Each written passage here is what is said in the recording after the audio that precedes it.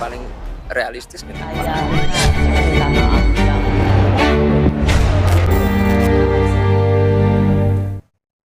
Saya masih bersama pakar otonomi daerah yang pernah menjabat Dirjen Otonomi Daerah Kementerian Dalam Negeri tahun 2010-2014 dan penulis buku berjudul Menelisik Sisi Pelik Desentralisasi dan Praktek Pilkada, Profesor Johermansyah Johan.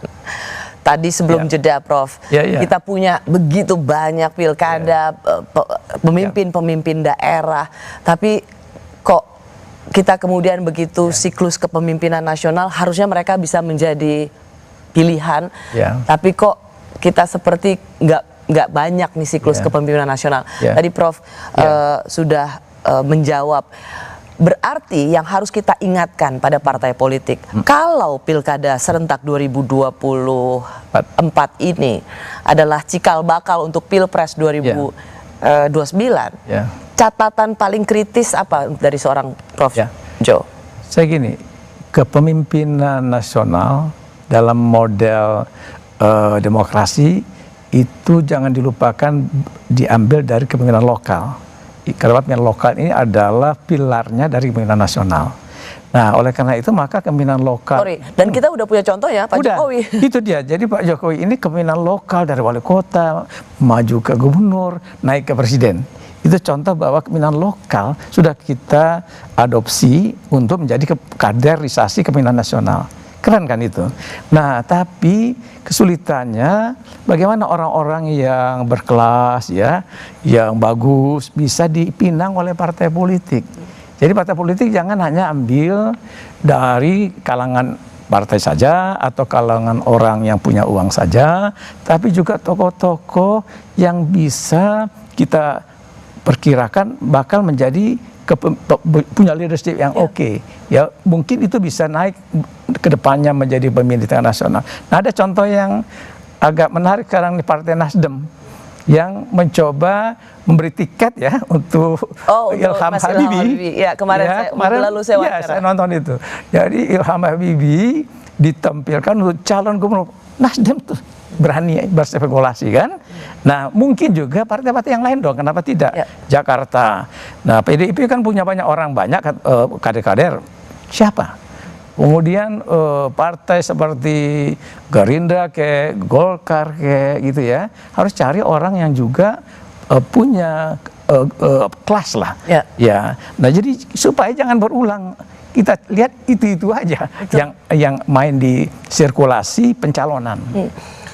Supaya setelah 5 tahun dari pilkada ini kita melihat pemimpin-pemimpin lokal yang betul-betul memperbaiki daerahnya, memberikan perubahan baik untuk daerahnya, dan kita jadi punya harapan.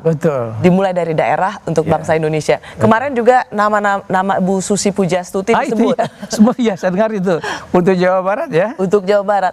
Memang di sini kita ingin ingatkan, semoga nanti di pilkada muncullah wajah-wajah baru yang bisa memberikan perubahan dan pembangunan bagi daerah. Nah, Prof. Kalau banyak orang mengatakan bahwa wah, pengaruh Pak Jokowi di pilkada nanti itu masih sangat kuat. Tadi Prof bilang koalisi Indonesia Maju, ya kalau nggak mungkin semuanya, tapi paling nggak bisa beberapa daerah yang mempengaruhi kantong suara di Pilpres 2029 nanti. Pandangan Prof Johan? Saya kira kan karena Presiden Jokowi ini agak unik ya, dia nggak lemdak gitu ya kan, jadi nggak jadi lemah, dan dia kenapa? Karena dia kan kingmaker untuk presiden terpilih kan.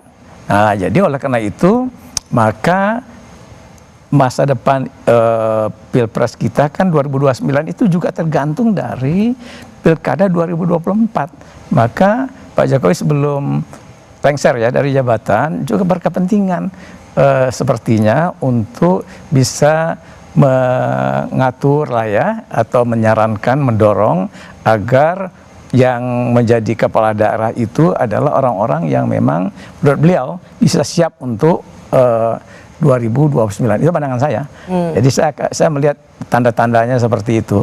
Ada gejala misalnya ada rapat mengumpulkan ketua partai Kim kan, Ya. belum lama ini. Satu-satunya perkat atau yang bisa membangun soliditas di Kim ya hanya Pak Jokowi. Nah, itu dia. Jadi itu yang dicoba dilakukan, termasuk juga bahkan ada aktivitas Pak Jokowi yang langsung ke lapangan kan, misalnya untuk kasus gubernur Jawa Tengah calon nih, ya Pak Kapoldanya itu siapa namanya itu Lutfi. Pak Lutfi, ya. Nah, itu kan Pak Jokowi nampak terbuka sekali untuk menyokong itu untuk Jawa Tengah. Nah, padahal Jawa Tengah itu kan kandangnya banteng, ya kan? Nah, ini contoh bahwa beliau terus tetap menyiapkan orang-orang yang akan menjadi kepala daerah itu supaya apa? Supaya bisa memberi kantong-kantong suara nih, terutama nanti in case 2029 apakah Pak Prabowo maju lagi atau Gibran berhadapan dengan Pak Prabowo bisa juga kan? Ya. Atau dia itu berpasangan. terjadi pada Pak SB dan Pak JK. Itu dia. Pak SB presiden, wakil betul, presidennya Pak betul. JK di Iya. Pilpres 2009 Pak JK berhadap menjadi capres juga berhadapan dengan Pak SB. Kalau disiapkan dari sekarang 2024 itu kantong-kantong suara tadi oleh Presiden Jokowi itu adalah mungkin legasinya untuk penerusnya.